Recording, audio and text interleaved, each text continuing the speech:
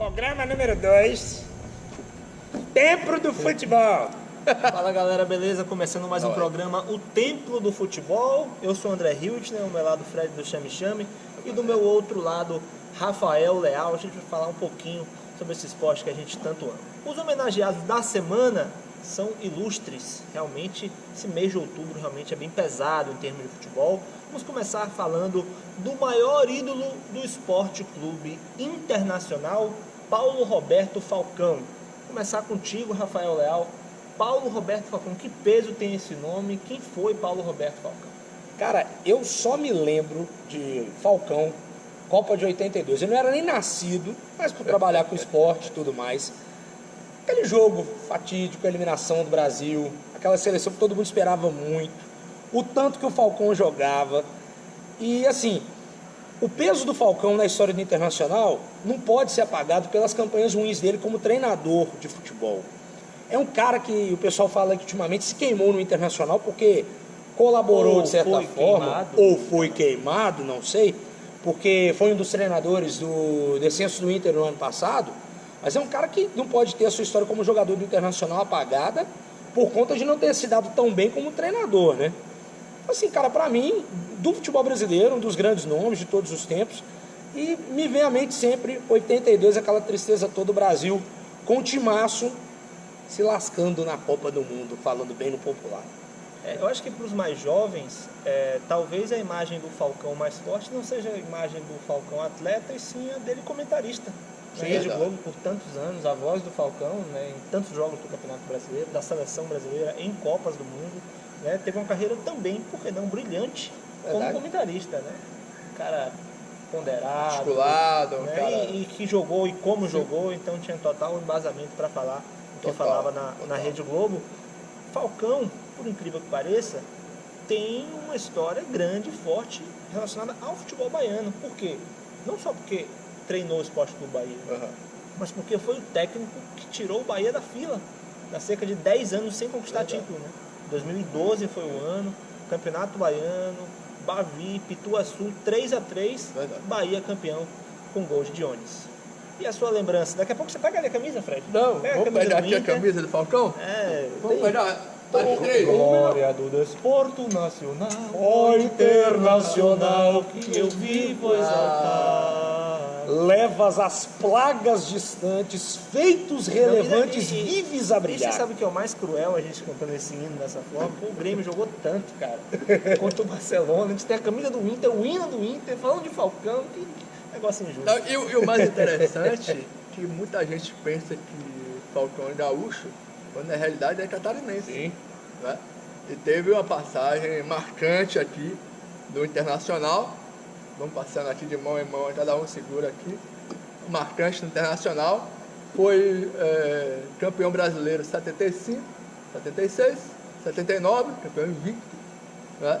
Ganhou bola de ouro da Placar, ganhou bola de prata. Foi para a Roma, onde tornou-se... Andrezão, por favor, segura aqui. Tornou-se o rei de Roma. E ele chegou na entrevista, a camisa aqui é do Totti, mas a gente está falando... Essa aqui também comprada numa praça em Roma. Percebe-se que não é um produto original, mas É é até muito escrito bonito. na gola dela. Not certified copy. Mas é uma camisa belíssima. Tá valendo. Claro. Tá valendo. E aí, na coletiva, quando ele transferiu-se do Aqui os Inter clubes que ele para jogou: Roma, Inter, Roma e São Paulo. São Paulo.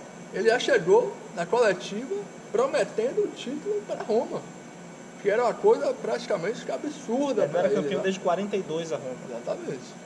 Quando ele conquistou esse título, tornou-se o rei de Roma. Voltou para o Brasil, jogou no São Paulo aqui, São Paulo Futebol Clube.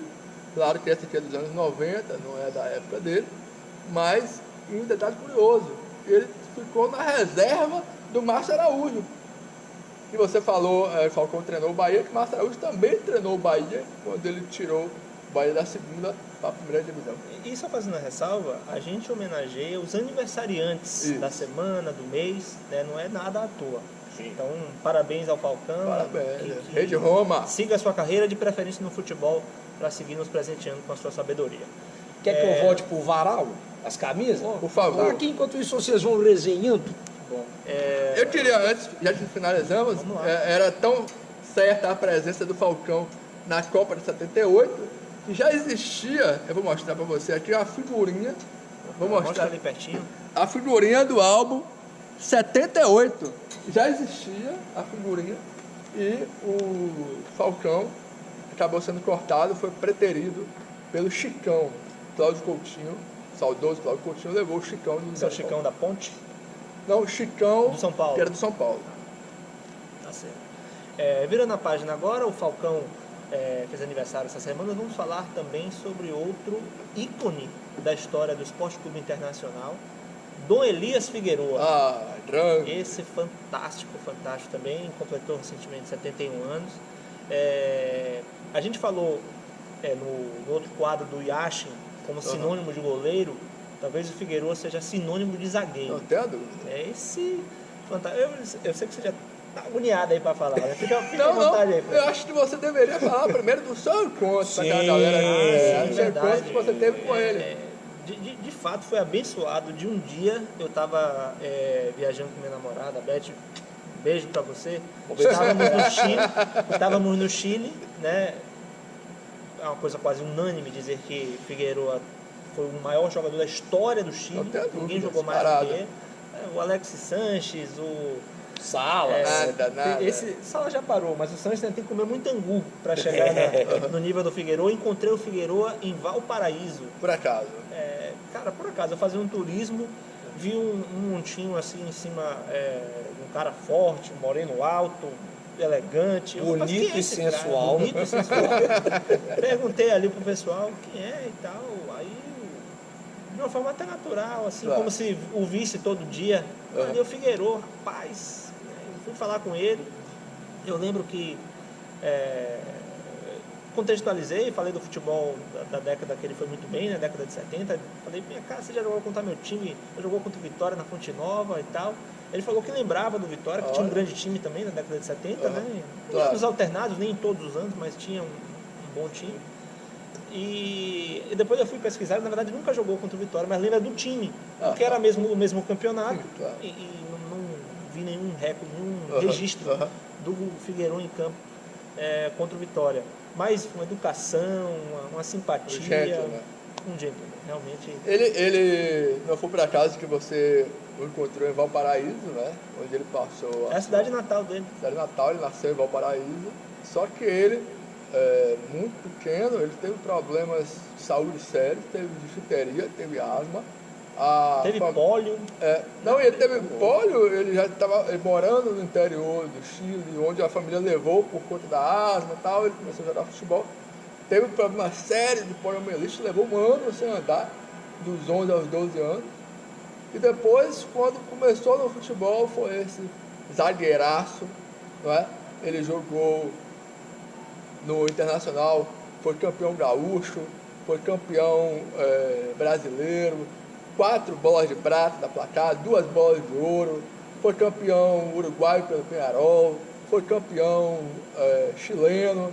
Então, enfim, é um cara Jogou em um grande top. time chileno. Na verdade, ele jogou no Palestino, né? Isso. Que à época Uhum. tinha uma boa equipe, mas não jogou nos grandes, né? Não jogou no Colo-Colo. Exato.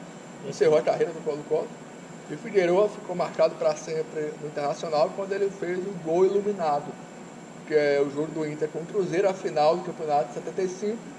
Um cruzamento na área e ele cabeceou justamente quando o raio do sol facho de apresta Facho de luz no pelo Beira-Rio. estádio. Foi justamente no local que ele cabeceou na marca do pênalti, sem chance para Raul. O Inter foi 1 a 0, e aí isso é chamado de gol iluminado.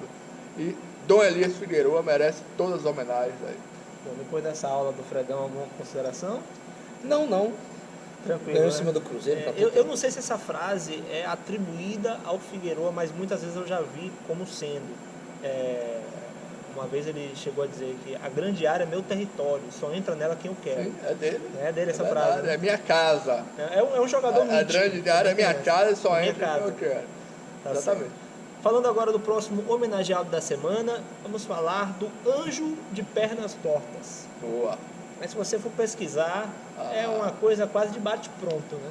Acho que boa parte dos brasileiros tem essa referência. O anjo das pernas tortas, vamos falar de Mané Garrincha. Para muitos, o maior da história. Claro que quando na discussão tem Pelé, tem Cruyff, tem Maradona, é difícil você cravar o Garrincha, até porque não teve muita longevidade, né? Mas e era um jogador que não marcava tantos gols, apesar de ser também artilheiro. Uhum. Mas Garrincha é sinônimo de Brasil, né? Sinônimo de samba, de alegria. Chaplin, né? No futebol, falava. Garrincha, ele foi bem retratado no livro do Rui Castro, né? A Estrela Solitária, inclusive teve problemas com a família, de direito. Falei. Só vou falar um negocinho. Fofoca, momento fofoca. Isso aí a gente corta depois da edição. Diga, a gente... Não, vai lá, já continua falando. Não, cara, eu ia falar uma coisinha aqui pra dar uma apimentada no nosso programa. Tá. E o telespectador ia ser alimentado por você, Fred. Isso será cortado. Mas perdão, Não, o erro foi meu. Não, pô, mas fale. Não, volte a falar eu não adianta, pô, é uma coisa do programa. Tá bom. Mas vamos lá. Vamos lá. Aí, o livro do Rui Castro, né, do Garrincha e tal, ele teve a sua carreira marcada notadamente no Botafogo, ele praticamente carregou o Brasil nas costas na Copa de 62, muito se fala Maradona 86, Romário 94, muito se fala de Garrincha em 62, quando o Pelé machucou-se e ele praticamente levou o Brasil nas costas naquele campeonato mundial. A gente tem um dado curioso de Garrincha. Ele jogou 60 partidas pela seleção brasileira e perdeu apenas uma, que foi a última. O último jogo dele foi contra a Hungria na Copa de 66. O Brasil perdeu 3-1. Foi a única derrota do Brasil com o Garrincha com a camisa da seleção brasileira. Garrincha e Pelé, que jamais Garrincha e Pelé perderam um jogo. Jamais perderam. E Garrincha perdeu um jogo só. Garrincha sozinho foram 60 partidas. Garrincha com Pelé juntos foram 40 partidas. 35 vitórias e 5 empates com os dois em campo. O Brasil jamais perdeu com os dois juntos. Garrincha sozinho foi só essa partida. Eu falei que não teve longevidade, vou me corrigir. Teve. Até no Botafogo, mais de 600 jogos só pelo Botafogo. E no Botafogo, o maior Botafogo da história. Claro, né? claro. Com todos aqueles A craques. gente tem aí, né, Leal? Tem até a camisa do Bota aqui, ó, de Camisa do 2010, uniforme número 3. Camisa do Bota muito bonita. Será que foi toda aquele preta. volante, o cracaço de bola, o Túlio? Não o Túlio Maravilha, não. Não, Túlio, que Túlio. jogou no Goiás. Sim, o cabelinho meio caracolado. Falei craque brincando, cara. Pelo amor de Deus. Calma. Camisa muito bonita do Botafogo. Só não dá pra usar no calor da Bahia, porque o pano não ajuda e esquenta pra boneca. Tá no nosso varal. E tanto mais do que homenageado. E a o gente nosso tem aqui, Garrincha. nessa Rapaz, mostra nessa aí, edição Fred, aqui. por favor. de dossiê do placar da Copa de 62. Cara, o Fred tem cada relíquia, cada material Você maravilhoso. Tem um escritório na E sua aqui casa, também, Fred, pra isso? nessa coleção sobre a Copa do Mundo, a Taça Jules Rimet. E essa coleção interessante, que foi feita pelo Max Geringer, Sim. que normalmente a gente acompanha nesse lance do fantástico de jovens, de emprego, Mercado de trabalho, né? E ele que fez muito legal esse trabalho, foram vários fascículos sobre as Copas e as Jules Rimet. Muito legal. Mas eu recentemente me lembrei do Garrincha numa matéria que eu vi na televisão. A torcida do Botafogo, na época o Botafogo tinha o Jobson no seu elenco, tá? O Jobson começava a aprontar. Tá. Inclusive que se você procurar no Google aí, Jobson, tem mais coisa errada que ele anda fazendo aí, mas enfim, não veio o caso. Quando jogava bola, jogava muito bem, ele começava a aprontar no Botafogo e a torcida do Botafogo descobriu, torcida organizada propriamente, e enfim, foi protestar no CT, o Botafogo estava numa fase, e aí eu lembro de um repórter que pegou um depoimento do torcedor, no mínimo engraçado, assim, o Garrincha, que é nosso maior ídolo, teve problema extracampo, o Jobson tá indo pelo mesmo caminho. Tipo assim, olha o paralelo. O mal do Botafogo. E o Sassá, velho? E o Sassá Lotelli? Isso é ranço. Verdade. Poxa, Bota, me ajuda aí, mano. Mas não... Era folclórico também, Claro, fora de campo, claro. né? Demais. Demais. Bom, depois de Falcão, depois de Figueiredo, a Garrincha, vamos falar agora sobre um acontecimento. Não é um aniversariante, mas é um acontecimento que o futebol tem um peso enorme. 20 anos atrás, Maradona se aposentava. 20 anos atrás, Maradona fazia o seu último jogo como atleta profissional e nada mais nada menos do que um River e Boca. Maravilha. Ele jogando pelo Boca no Monumental de Núñez. E o Boca ganhou esse jogo. E uma matéria no El País, essa semana, falando sobre essa data, sobre esse acontecimento. O jogo estava no intervalo, o River vencia por 1-0.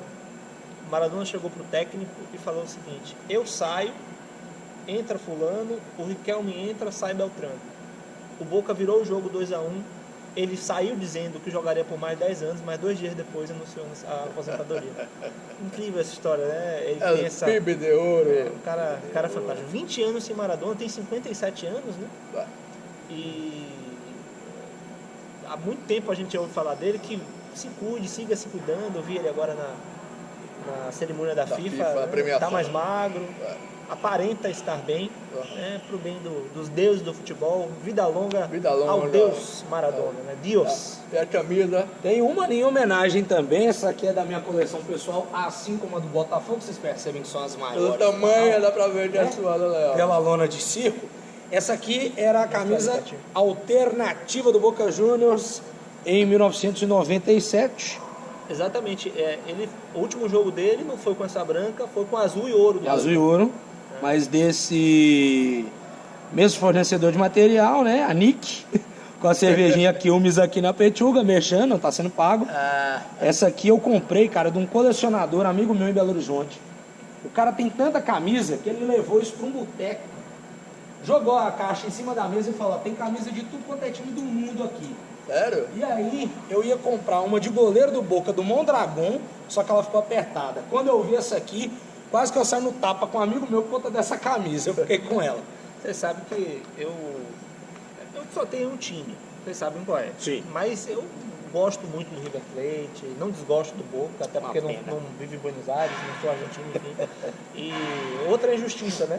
Sim. Porque o Grêmio tá bem pra caramba, tem camisa do Inter. O River tá jogando uma bola redonda, tem camisa do Boca, mas tudo bem. Galera, o último homenageado, tô deixando